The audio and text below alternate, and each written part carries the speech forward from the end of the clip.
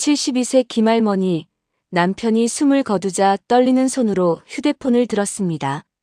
119일까요? 112일까요? 잘못 누르면 어떻게 될까요? 그런데 진짜 충격은 따로 있었습니다. 장례 후 알게 된 숨겨진 빚들. 그리고 3개월이라는 시한폭탄이 째깍째깍 돌아가고 있었던 거예요. 만약 김할머니가 이 사실을 몰랐다면 집도 잃고 빚만 남았을 겁니다. 여러분, 만약 내일 배우자에게 무슨 일이 생긴다면 무엇부터 해야 할까요? 안녕하세요. 지혜로운 시니어 생활정보 박지혜입니다. 오늘은 배우자 사망 시 절대 실수하면 안 되는 3가지와 4단계 대처법을 정확히 알려드리겠습니다. 특히 영상 후반부에 나오는 절대 하면 안 되는 3가지 실수는 정말 중요해요. 이걸 모르면 상속받은 재산을 모두 잃을 수도 있거든요. 이 정보들 숙지하시면 여러분은 당황하지 않고 침착하게 대응할 수 있을 거예요. 이 영상이 도움이 되신다면 구독과 좋아요, 그리고 혹시 필요한 분들을 위해 공유도 부탁드려요. 김할머니의 치명적인 실수를 보시죠. 남편이 3개월 투병 끝에 집에서 마지막을 맞았어요. 할머니는 당황한 나머지 112에 전화했습니다. 경찰이 도착했고 예상치 못한 일들이 벌어졌어요. 현장 보존하라고 하면서 시신을 건드리지 말라고 하더군요. 원인을 확인해야 한다며 부검 절차까지. 장례가 일주일이나 미뤄졌습니다. 반대로 올바른 선택을 한 경우를 보세요. 같은 상황에서 119에 전화했다면 구급대원이 와서 사망 확인 후 바로 사망진단서 발급 절차로 연결됐을 거예요. 장례를 차질 없이 진행할 수 있었을 겁니다. 이제 정확한 판단 기준을 알려드릴게요. 119에 전화해야 하는 경우는 병원 치료 중이거나 투병 사실이 명확할 때, 고령으로 자연사가 예상되는 경우, 사망 원인이 분명한 상황, 112에 전화해야 하는 경우로는 평소 건강했는데 갑자기 쓰러진 경우, 사고나 외상의 가능성이 있을 때, 사망 원인을 알 수 없는 상황일 때입니다.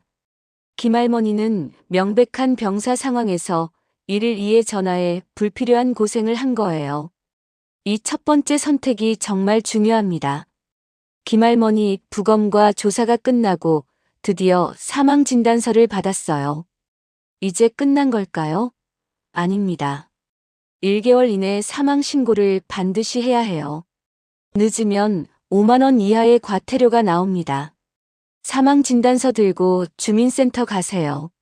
마치 출생신고의 반대라고 생각하시면 됩니다. 그런데 여기서 김할머니에게 운명의 순간이 찾아왔어요. 주민센터 직원이 물어봤거든요. 할머니, 안심상속 원스톱 서비스도 함께 신청하시겠어요? 김할머니는 그냥 아니요, 괜찮아요 라고 했습니다. 이게 나중에 얼마나 큰 실수였는지 모른 채로요. 무조건 예라고 하셔야 해요. 이게 바로 3단계의 핵심이거든요. 장례를 마친 김할머니, 한 달 후 충격적인 전화를 받았어요. 할머니, 남편분 명의로 된 대출이 있는데요. 할머니는 남편이 농협만 썼다고 생각했는데 알고 보니 우체국 새마을금고에도 계좌가 있었고 신용카드 빚까지 있었던 거예요. 안심상속 원스톱 서비스를 신청하셨더라면 미리 다 알 수 있었을 텐데. 안심상속 원스톱 서비스가 뭐냐면요. 주민센터나 정부24에서 한 번에 신청하면 금융재산, 부동산, 자동차, 세금까지 모든 재산을 조회해서 20일 안에 결과를 통보해주는 서비스예요. 보물찾기라고 생각하세요. 좋은 것도 나쁜 것도 모두 찾아야 다음 단계에서 현명한 선택을 할 수 있습니다. 김할머니처럼 나중에 알게 되면 이미 늦을 수도 있어요. 다행히 할머니에게는 아직 기회가 있었는데 김할머니가 모든 재산과 빚을 확인한 결과는 이랬어요. 집 3억 원, 예금 5천만 원, 신용카드 빚 1억 원, 기타 대출 5천만 원. 이제 상속 개시 있음을 안 날로부터 3개월 안에 인생의 중요한 선택을 해야 합니다. 마치 이사할 때 짐을 정리하는 것과 같아요. 첫 번째 선택지로 단순 상속하는 방법이 있어요. 좋은 것도 나쁜 것도 다 가져가는 겁니다. 김할머니 경우 집 3억 원에 예금 5천만 원 받고 빚 1억 5천만 원 갚는 거고요. 두 번째 선택지로는 상속을 포기하는 겁니다. 아예 다 포기하고 집도 포기하고 빚도 포기하고 깔끔하게 손 터는 방법이에요.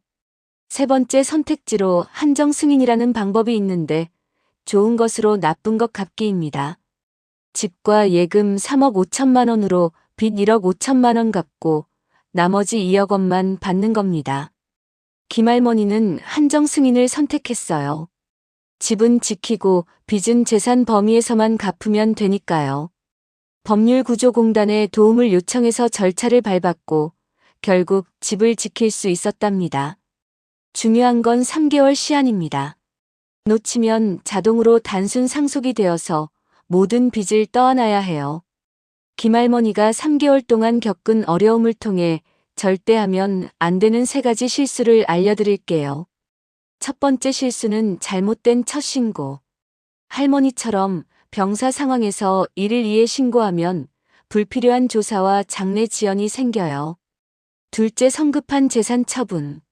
상속 결정 전에 재산을 써버리면 나중에 상속 포기를 하려고 해도 불가능해져요. 3개월 기다리세요. 세 번째, 안심 상속 서비스 거절한 거예요. 할머니가 처음에 거절했다가 나중에 얼마나 고생했는지 보셨죠? 무조건 신청하세요. 그리고 마지막으로 놓치면 안 되는 시한들. 사망 신고는 1개월 이내, 상속 결정은 3개월 이내입니다. 각각 놓치면 과태료와 불이익이 따라옵니다. 기억하세요. 슬픔 속에서도 이 실수들만큼은 꼭 피해야 해요. 김할머니가 어떻게 문제를 해결했는지 기억하시나요? 혼자 끙끙 앓지 않고 도움을 요청했어요. 꼭 기억해 두세요. 대한법률구조공단 국번 없이 132로 전화하시면 됩니다. 무료 법률 상담 가능하고요. 상속 포기와 한정 승인 절차 도움받으실 수 있고요. 소득이 적으면 모든 비용 지원해 드립니다. 주민센터에서는 안심 상속 원스톱 서비스 신청하실 수 있고요. 기본적인 절차 안내와 각종 서류를 발급하실 수 있습니다.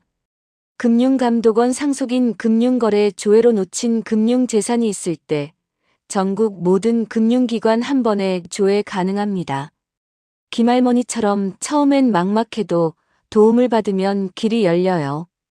김할머니의 이야기는 어떻게 끝났을까요? 법률구조공단 도움으로 한정 승인을 성공해서 집을 지켰고 빚은 재산 범위에서만 갚으면 되었어요. 처음엔 막막했지만 결국 현명한 선택을 한 거죠. 4단계를 다시 정리하면 이렇습니다.